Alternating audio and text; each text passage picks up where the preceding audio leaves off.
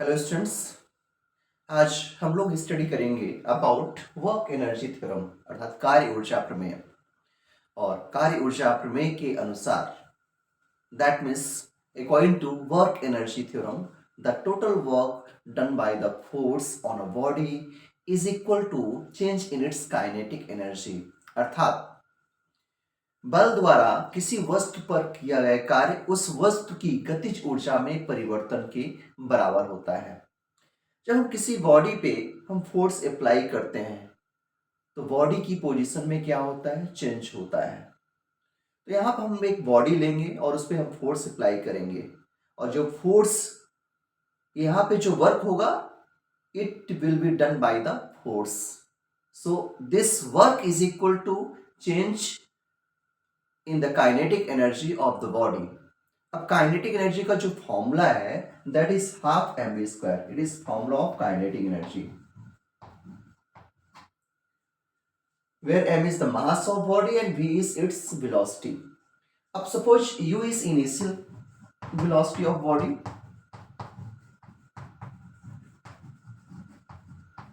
ये बॉडी की initial velocity है जिसे बोलते हैं प्रारंभिक वेग हिंदी में, और v बॉडी की फाइनल वेलोसिटी है।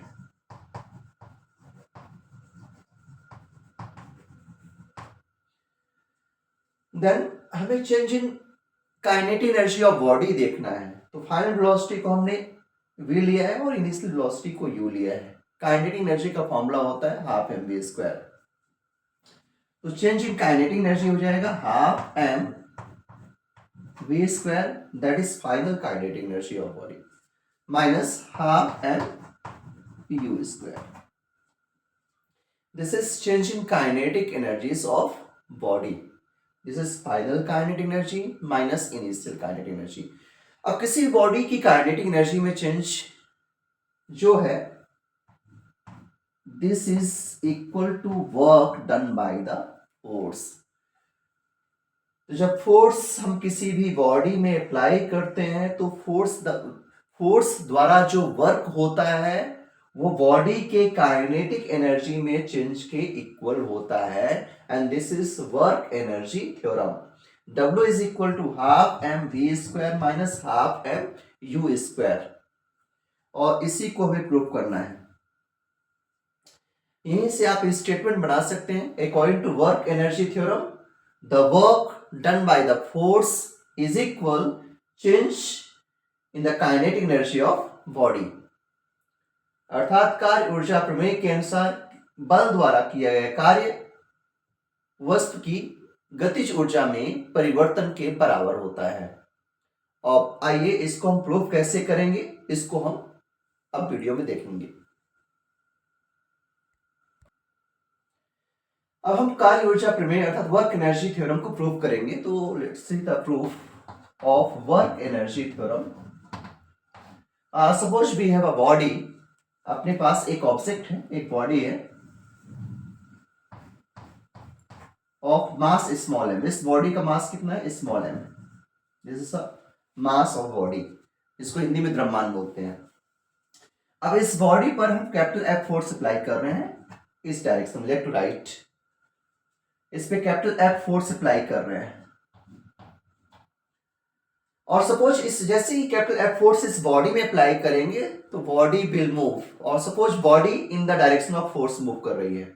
It is not necessary that कि body in the direction of force ही मूव कर रही है, बट हम यहाँ कंसिडर कर रहे हैं कि जब हम इस बॉडी पर कैपिटल एफ फोर्स अप्लाई कर रहे हैं तो ये body suppose in the direction of force move कर रही है। It's initial velocity is you. U is initial velocity of this body. जैसे ही हमने फोर्स अप्लाई किया its velocity will change and suppose after some time it covers some distance and पहले initially कहाँ पे है, इनिशियली ये पॉइंट A पर है and after some time it reaches at point B and covering a distance of small d, इसको vector d करेंगे, clear. and du is initial velocity of object and v is its final velocity। हम u को initial velocity कर रहे हैं और v को final velocity. तो सपोज एक ऑब्जेक्ट है जो पॉइंट ए पर रखा हुआ है। जैसे इस ऑब्जेक्ट पे हमने वेक्टर एफ फोर्स अप्लाई किया, तो सपोज ये ऑब्जेक्ट है, after some time vector d distance travel किया और कहां पर पहुंचा, पॉइंट बी पर, और फाइनल वेलोसिटी को हमने v लेट किया है। u is initial velocity and v is final velocity, प्रारंभिक वेग, अंतिम वेग। सो यहां से हम डायरेक्ट फाइंड कर सकते हैं work done by the force. Then work done by the force, work is equal to होता है फोर्स इनटू डिस्प्लेसमेंट।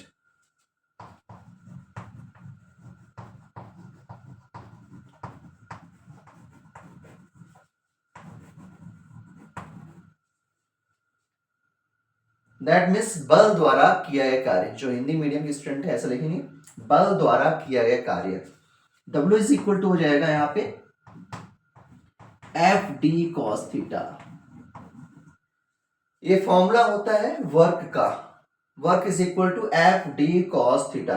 अब यहां पे थीटा क्या है, theta is angle between force and displacement. And here you can see that जो force और displacement है both are in the same direction, दोनों क्या है, सेम डायरेक्शन में है। तो इस कंडीशन में जो थीटा है वो जीरो होगा, बिकॉज एफ और वेक्टर एफ और वेक्टर बी में जो एंगल है दैट इज 0 डिग्री। तो यहाँ थीटा कितना हो जाएगा, 0 डिग्री। और ये वर्क का फॉर्मूला होता है, work is equal to force into displacement, component of displacement in the direction of force. तो W is equal to f d cos theta. So this implies W is equal to FD cos 0 degree. यहां आप लिख देना since vector F and vector D both are in same direction,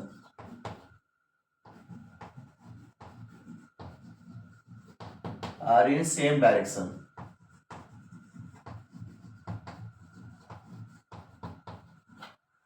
that means vector f और vector d दोनों की दिशाएं same हैं, therefore theta is equal to 0 हमने रखा है।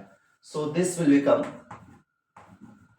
W is equal to f d cos 0 होता है 1, तो ये हो जाएगा f d cos 0 is equal to 1।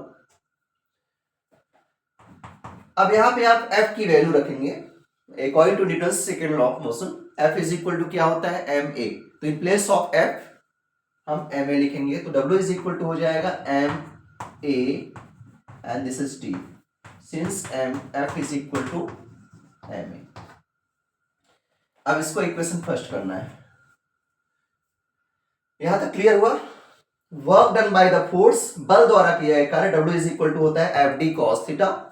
यहां से हो जाएगा W is equal to f d cos 0 because theta is 0। तो यहां से हो जाएगा cos 0 की वैल्यू होती है 1, तो W इज इक्वल टू हो जाएगा f d. W is equal to m a d, f is equal to ma होता है, तो एम ए डी हो जाएगा। अब यहाँ पे आपको यूज करना है v स्क्वायर equal to u square plus 2as। ये होता है गति का तृतीय समीकरण, थर्ड इक्वेशन ऑफ मोशन, और उसको आपको यूज करना है। So according to third equation of motion, according to third equation of motion, that means गति के तृतीय समीकरण के अनुसार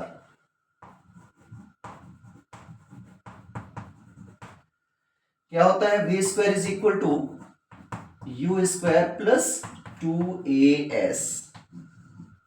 यहाँ पे v क्या है, final velocity, u is initial velocity, a is acceleration that means त्वरण, s मींस डिस्टेंस और डिस्प्लेसमेंट दूरी या विस्थापन जिसे बोलते हैं, अंतिम वेग, प्रारंभिक वेग, त्वरण, और s क्या होता है, विस्थापन। Final velocity, initial velocity, acceleration and distance और displacement. This is third equation of motion. तो यहां से हमने in place of s d use किया है, तो हम यहाँ पे d यूज कर लेंगे। तो this will become v square plus u square हो जाएगा minus u square is equal to 2as, s place में डिस्प्लेसमेंट क्या है d, तो 2ad, और यहां से ad की वैल्यू हम गेट कर सकते हैं। सो ad इज इक्वल टू हो जाएगा v square minus u square, ये 2 इधर आएगा, अपॉन 2 हो जाएगा, दिस इक्वल टू एडी। अब हमें क्या करना है, इस एडी की वैल्यू को यहां से यहां पर रखना है, W is equal to m a d. तो एडी की वैल्यू हमने गेट किया है, एडी की वैल्यू को यहां से आप यहां पर रखेंगे तो ये आ जाएगा डब्ल्यू, जो हमें फाइंड करना है। So from equation first,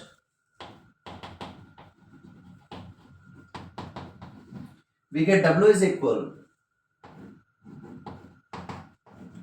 M, and in place of AD आप देख सकते हैं AD प्लेस में v square minus square upon 2 है, तो यहाँ पे हो जाएगा M v square minus u square upon 2। So W is equal, आप इसको सेपरेट करेंगे तो हो जाएगा 1/2 M v स्क्वायर, M को अंदर ले जाएंगे, minus 1/2 M u square, and this is work energy theorem.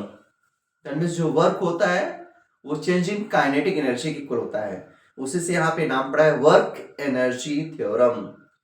That means बल द्वारा किसी वस्तु पर किया गया कार्य उस वस्तु की गतिज ऊर्जा में परिवर्तन के बराबर होता है। इंग्लिश में क्या बोलेंगे, द वर्क, ये वर्क कौन किया है, बल किया है, फोर्स किया है, किस पे, ऑब्जेक्ट पे।